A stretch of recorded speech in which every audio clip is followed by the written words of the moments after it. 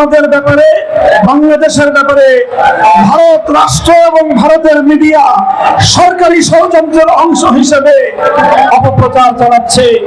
বাংলাদেশে নাকি হিন্দুদের উপর নির্যাতন হচ্ছে। আমরা বলতে চাই, বিগত 3 মাস ধরে হিন্দু ধর্মাবলম্বী ভাইয়েরা যেই নিরাপত্তা ভোগ করতেছে, আওয়ামী লীগের 15 বছরের নিরাপত্তা তারা পায় নাই।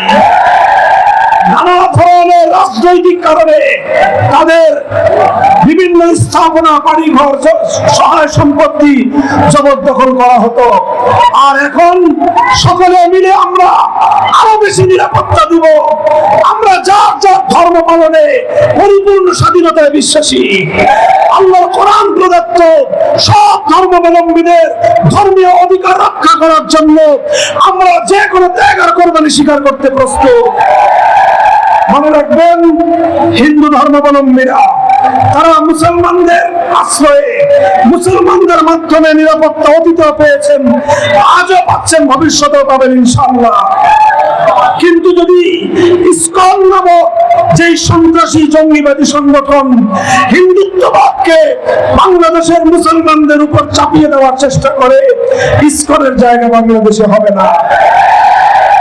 শহীদ সাইফুল ইসলাম আলিফ বাংলাদেশে একজন মুসলিম সরকারি তরুণ আইনজীবী।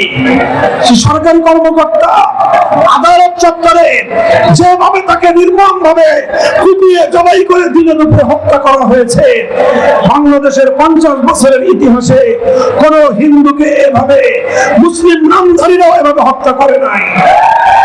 তারা চেয়েছিল মুসলমানরা যেন ক্ষিপ্ত হয়ে হিন্দুদের উপর হামলা চালায়।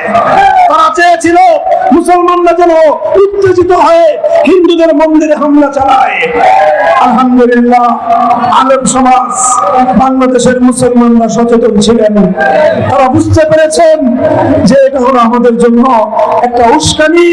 আমরা এই পাতা ফাঁদে পা দিলে সারা দুনিয়াকে নিয়ে বাংলাদেশের উপর তারা ঝাঁপিয়ে পড়তো।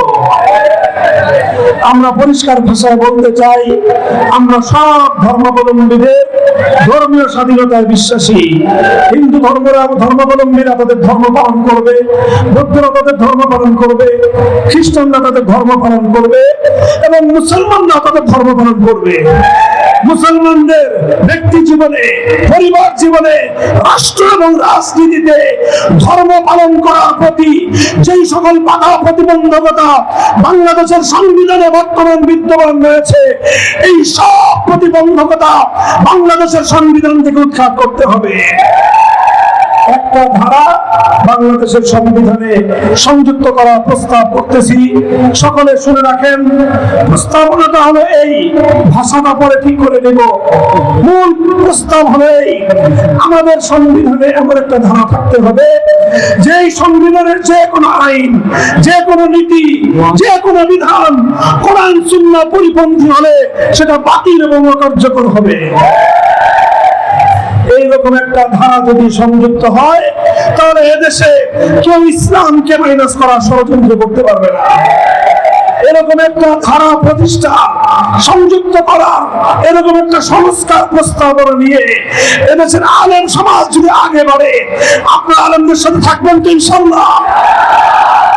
আমরা এই বিষয় নিয়ে আর লম্বা কথা বলবো না। এখন আমাদের সকলের একটাই কথা, এই দেশ 47 সালে দিল্লি থেকে স্বাধীন হয়েছিল ইসলামী শাসন কায়েমের জন্য। 1970 সালে অঙ্গীকার করা হয়েছিল কোরআন সুন্নাহ বিরোধী কোনো আইন করা হবে না। 1975 সালের পরে এখানে সংবিধানে যুক্ত করা হয়েছিল আল্লাহর উপর অবিচল আস্থা এবং বিশ্বাস হবে সংবিধানের মূলনীতি। কাজে এই সকল বুনিয়াদগুলোর উপর আগামীর বাংলাদেশ আমরা দেখতে চাই।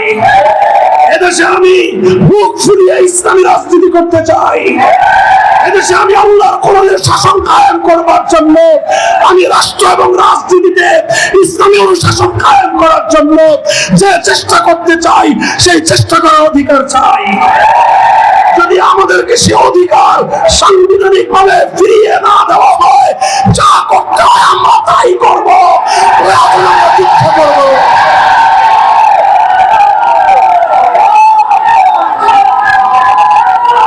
আল্লাহ পাক রব্বুল আলামিন আমাদের সকলকে কবুল করুন।